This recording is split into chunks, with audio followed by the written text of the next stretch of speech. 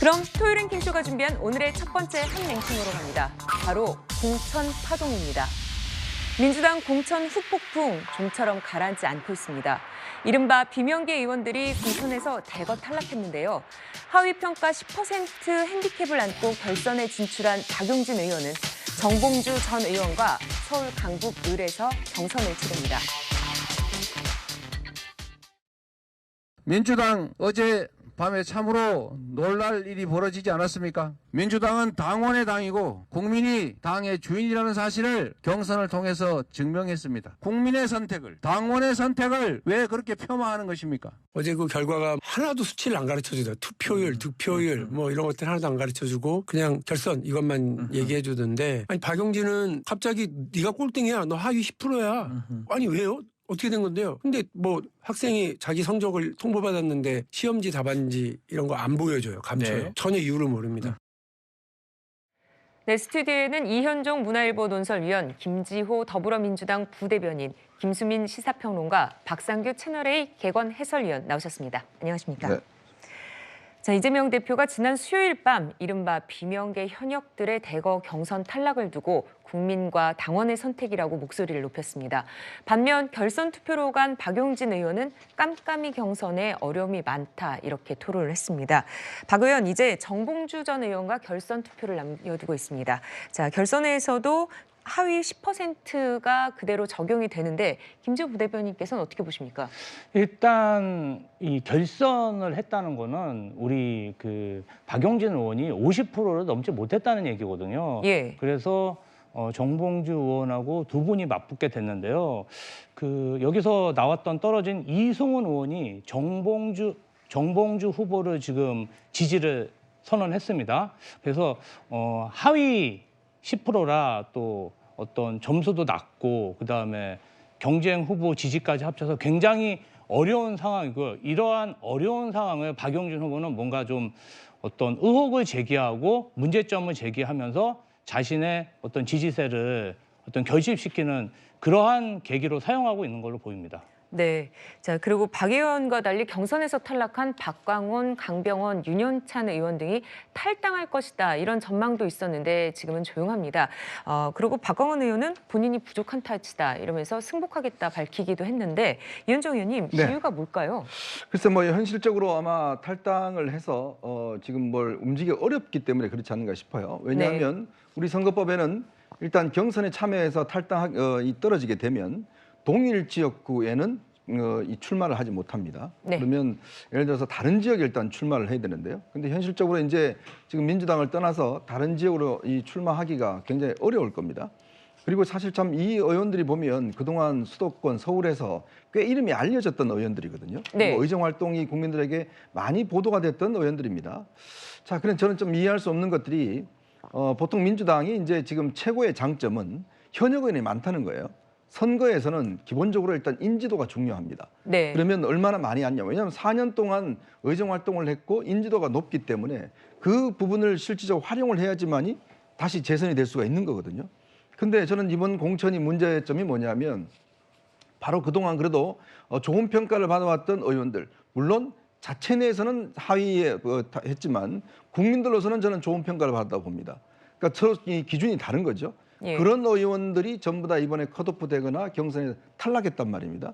그렇다면 과연 이 야당이 지금 이 짧은 시간 안에 새로운 후보들을 어떤 인지도를 갖고 과연 경쟁을 할 것인지 이제 이런 부분에 이제 상당히 의문이 드는 것이고, 또 하나는 이제 이들 의원들이 이제는 지금 밖에서 다른 것보다는 어차피 이번 총선에 대한 전망들을 저는 부정적으로 하고 있다고 봅니다. 그렇다면 그 이후에 당의 어떤 변화가 있을 거기 때문에 그런 변화들을 기다리겠다라는 뜻으로 제가 볼 때는 아마 탈당하지 않는 거 아닌가 그렇게 보고 있습니다.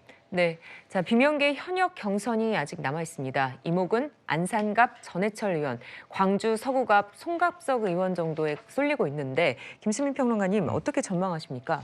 네, 전해철 의원 같은 경우는 얼마 전에 공천에서 탈락을 한 박광온 의원 사례를 좀 참고를 해서 준비를 하고 있을 거라고 보여지고 사실 좀 뭐 장담을 할 수는 없는 것 같습니다. 박광온 의원은 상당히 적은 표차로 떨어졌다고 하는데 예. 하위 20%에 따른 감산점 때문에 떨어진 것이거든요. 여기 전해철 의원도 같은 조건을 안고 있기 때문에 네. 비슷한 부담은 있을 것이라고 보여집니다. 다만 이제 현역 의원으로서 재직을 하면은 그 지역구에 있는 지지자들을 당원으로 조직할 수 있는 기회가 있고 또 일반 국민 여론조사에서도 현역 인지도로서 또 유리한 측면은 또 있는 거거든요. 뭐 큰 차이는 아니지만 전해철 의원의 경우는 박광원 의원보다 같은 삼선이지만 2년 정도 의정 활동을 더 했습니다. 이런 것도 혹시 미세하게 좀 반영이 될지 한번 지켜볼 일이 될 것 같고 아마 전해철 의원이야말로 정말 이제 박광원 의원 이상으로 간당간당하게 되거나 안 되는 이런 이제 선에 이르지 않을까 그렇게 보여집니다. 그리고 송갑석 의원 같은 경우는 비명계다라고 하는 그 인식이 굉장히 뚜렷하게 있는 광주 지역구 의원인데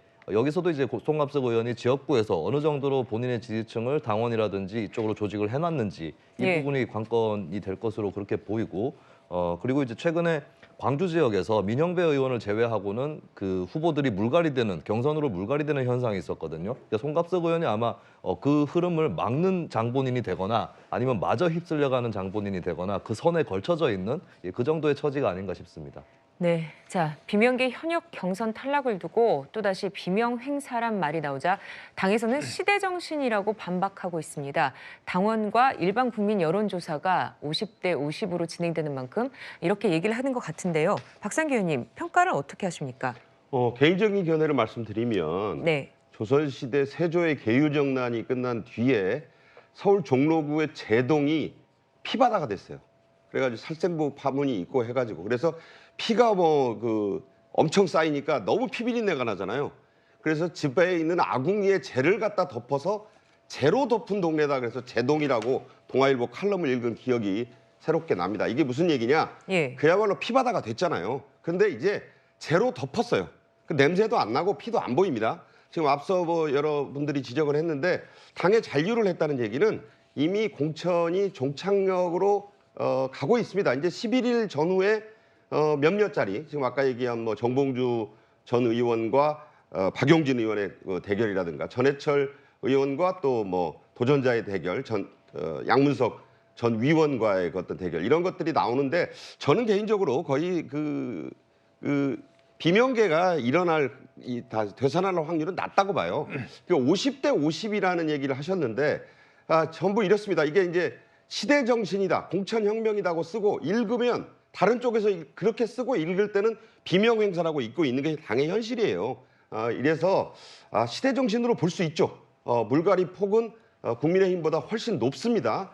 그런데 단순히 이런 숫자의 교체를 시대 정신이고 공천혁명이니까 받아들여라라고 할 수 있느냐 하는 것은 가치 판단의 문제예요. 그러니까 네. 앞으로 어떻게 될지는 결국 봐야 되는데 제가 보기에는 이미 공천에 대한 논란은 거의 잔불 수준이다.